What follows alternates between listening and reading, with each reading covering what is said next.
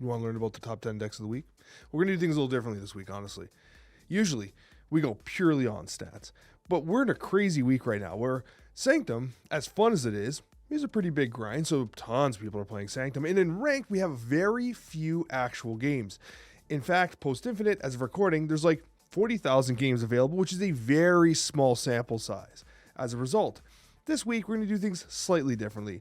I'm actually going to be going on the fields a little more than usual. We barely have statistics. We have statistics for the actual Sanctum mode, but for Ranked, the statistics are a little unreliable, and so I'm going based off of my intuition to give you guys some decks this week. So I hope that you enjoy this. We're also splitting up 5 Sanctum decks, 5 Ranked decks. So again, a very different week overall. Let's get started with Sanctum. And if you like to support this content, by the way, be sure to hit that like button. I would sincerely appreciate it, because this anti-meta deck was one that I was cooking with, and it was based off of the shell that occurred kind of like a while ago, where you had like the Athena Havoc shell, and I'm like, I think these are going to be really good. And the reason for this was because Guardians are everywhere. Guardians are absolutely everywhere. So I was trying to think to myself, what's a deck that can very effectively win without not always playing in the locations?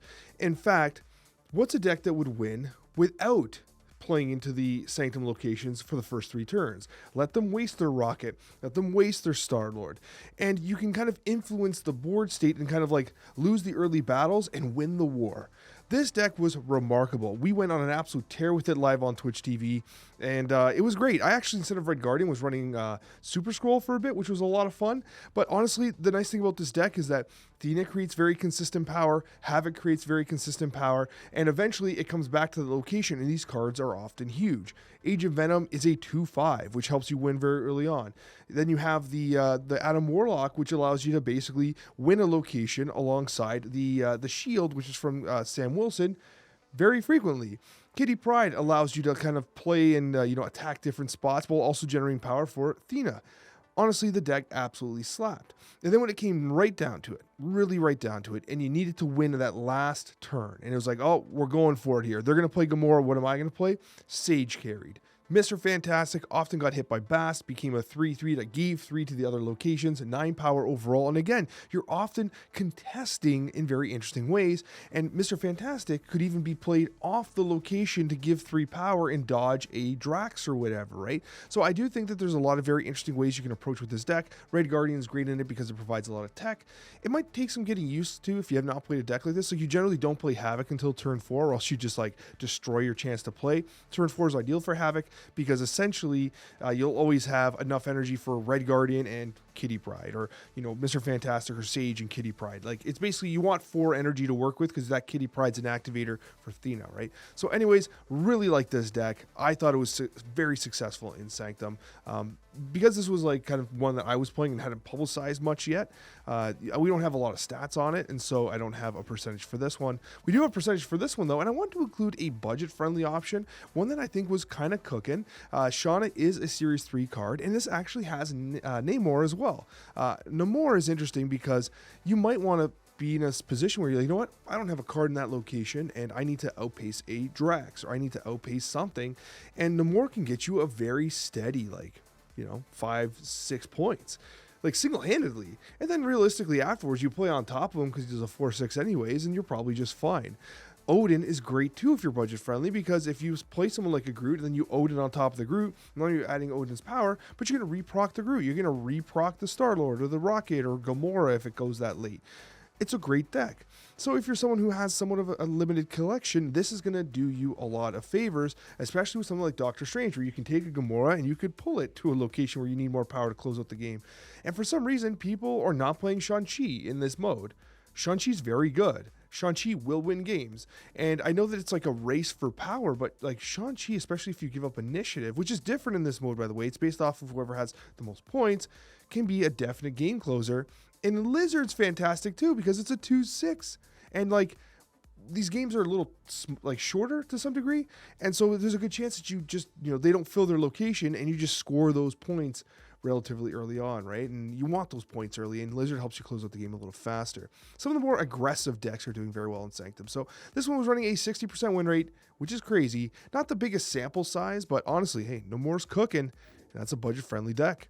Then we're going to go to our Sam Guardian's deck. Now, this one here is running a 65% win rate. Now, you might be thinking, Alex, why is it then that you don't have this a little higher? And it's because it is a relatively low play rate. There's only about 230 games on this as a whole for Sanctum, which is very low. And so, we don't have a lot of statistical backing for it. And so I didn't want to put it right at the top, considering we didn't have enough stats, whereas the other ones have significantly more games on them, which kind of refines those statistics. This deck, though, is interesting. I liked the idea of Chavez in it because, again, you want some of that early power. Chavez helps you contest the lane early on, while also providing you with, a little extra oomph for, the next couple plays.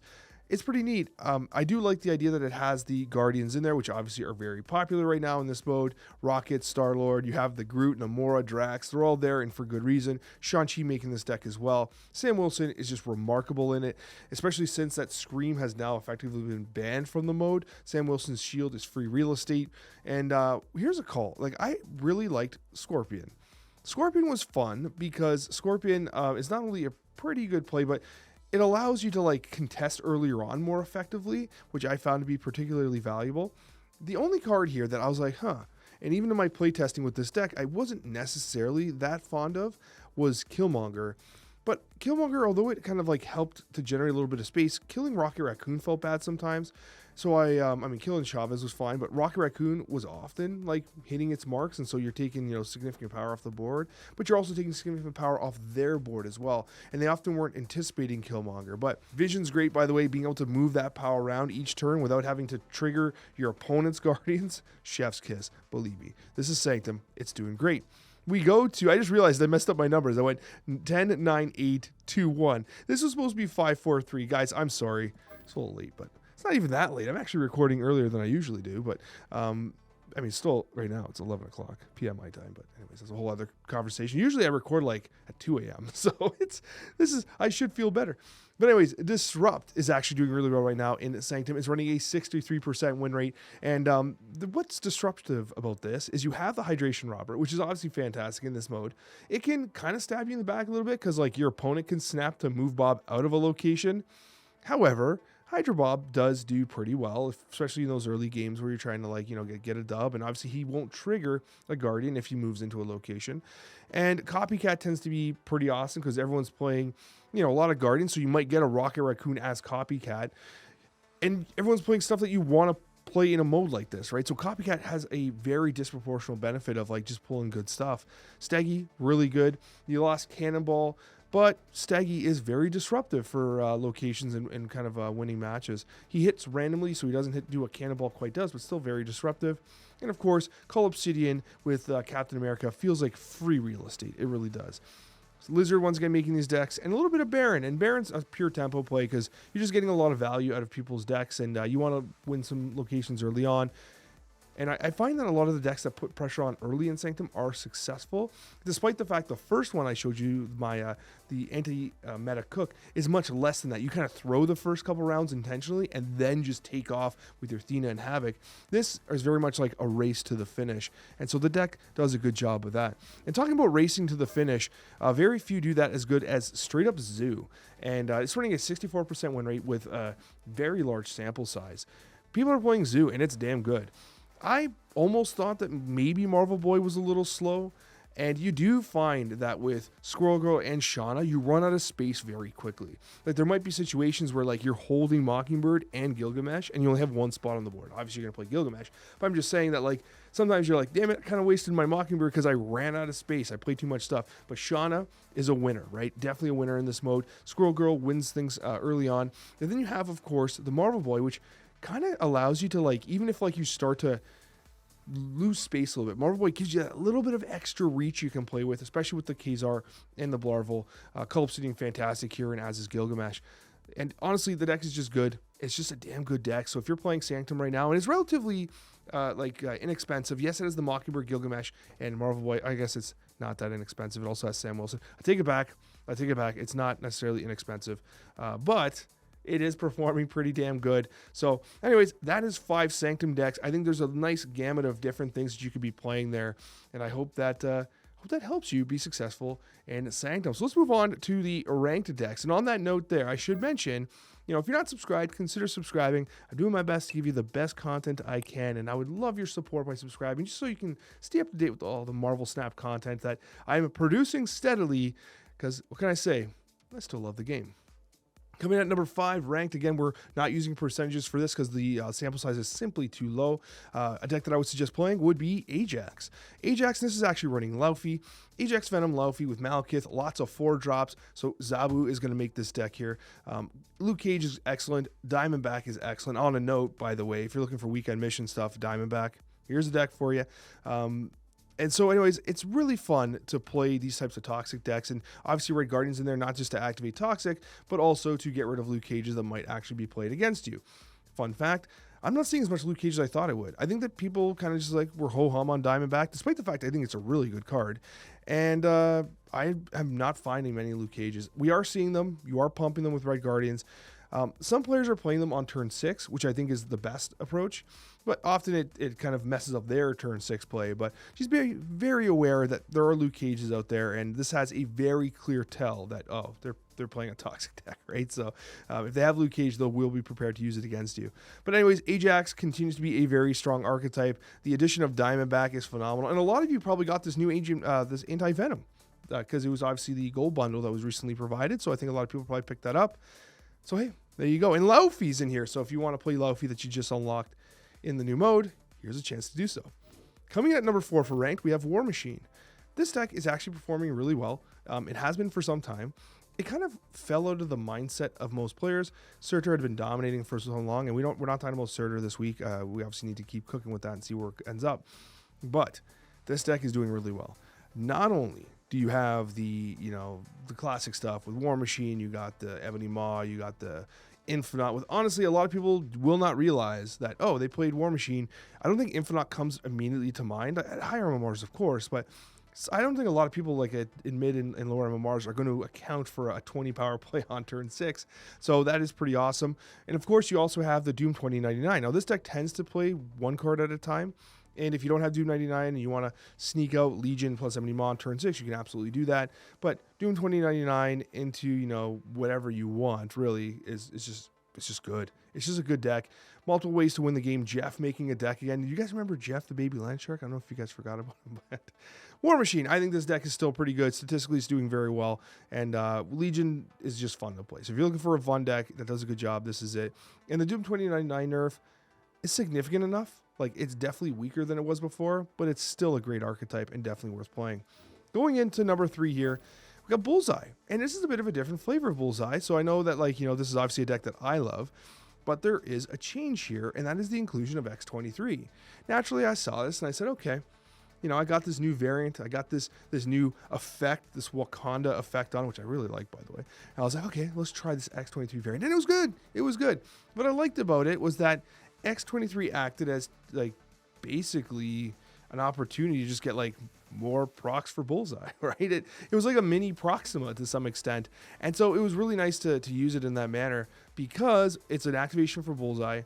And the other side to it as well is that obviously Scream is often used in these decks. Not Scream. What's the Scorn? I said Scream. I meant Scorn. But the problem with Scorn is that it often absorbs hits from Calling Wing and stuff like that. And so with X23, it kind of gets out of your hand, and then you can play your blade and replicate your swarms and get your swarms moving, right? I kind of do miss Scorn in this deck, but if you don't have Scorn, I want you to see that there's an X23 variant. Okay, so if you have Scorn, then definitely kind of play her. She's great too. Nico's making this deck as well, which is a bit of a flavor change too. This is running the Frigga, Dakin, and Bullseye Shell. I love Frigga in this deck so much. But anyways, a new take on Bullseye. I wanted to show it to you because I thought the X23 flavor was pretty fun. And in testing it, I was like, yeah, I can see this being reasonable, right? So anyways, and don't forget you also get the extra energy from X23, but that's not relevant at the end of the game with the Bullseye play, but it is earlier on if you incidentally discard X23. Going to number 2, it's Scream. Surprise, surprise, Scream in ranked is still good.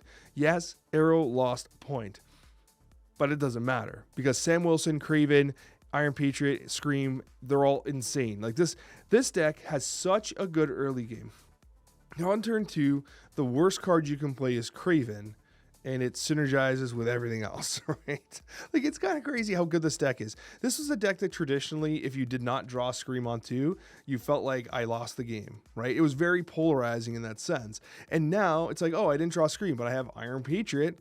I didn't draw Scream, but I have Captain America Sam Wilson. I didn't draw Patriot, but I have Kraven. Like, it's crazy how good turn 2 is for this deck. And then turn 3 is Rocket and Groot, Polaris, and then you have the Steggy, the Can. Like, it is such a great, consistent deck that I simply just love it. So I'm glad it's doing as well as it is. It's still good. Don't let the change to Arrow dissuade you. If anything, she doesn't get Shang-Chi anymore. She was never getting Shang-Chi anymore. Who's Shang-Chi and Arrow? Pretty much nobody. But still a good deck. I have absolutely no issues with recommending it. It comes in at number 2 this week. Number 1. It's number 1. And a reminder, if you haven't hit that like button, consider it, because I'm sure you're going to like number 1. It's Ongoing Doom. Maybe you don't like it as much. Maybe you're getting a little sick of Doom 2099. But this ongoing variant of Doom continues to be one of the absolute best decks in the game. It has this Captain America Sam Wilson, which is fantastic. It has the Ant-Man Dazzler play, but I just love the idea of using Doom 2099 and almost zooing, right? It's just fantastic. And then you got the Spectrum play where you can close it out. You got the Doctor Doom play that you can close it out. So you have this optionality on turn 6. You're like, Spectrum or Doctor Doom? What do I need? And you got choices, right? Rocket and Groot's fantastic in this. If you don't have Rocket and Groot, honestly, it's not even an ongoing card. You can add another ongoing card if you wish. You could even add some tech if you want, like a red guard, and I would add an ongoing card probably. But what I'm just going to say is, like, there are options with replacing Rocket and Groot, even though it's a great card. What I will say, though, about this deck is it feels like it has a very consistent game plan. Turn 1, you play your Ant-Man. Turn 2, you generally want a Psylocke to get that Doom 2099 out early, which just makes your Spectrum hit even better. But it's just a good deck that's going to continue to perform, especially since Doom 2099 was already nerfed. But it doesn't seem like it was quite enough to take it off the top. Thank you so much for watching, guys. I appreciate each and every one of you, and we'll see you in that next Marvel Snap video.